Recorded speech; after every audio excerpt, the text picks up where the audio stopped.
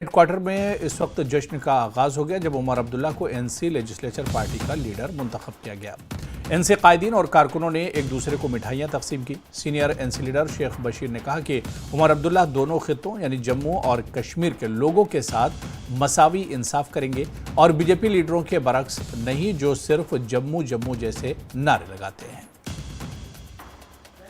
8 तारीख से हम खुशियां ही मना रहे हैं और आज खुशी बड़ी यह है कि लेजिस्लेचर पार्टी ने उमर साहब को लीडर ऑफ द हाउस चुना है और कांग्रेस के साथ बातचीत करके मुझे लगता है कि आने वाले एक आध दिन में वो एलजी को पास जाके गवर्नमेंट फॉर्मेशन की बात करेंगे।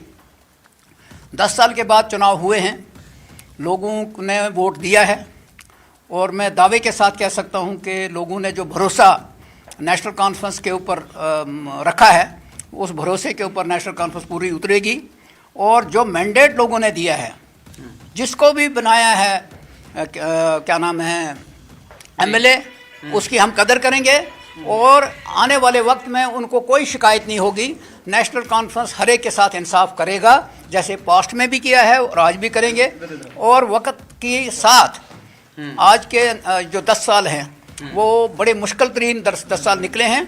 लोगों को भी खुशी है और हम उस खुशी की कदर भी करते हैं और समझते हैं कि लोगों को उस मुश्किल से निकालना है।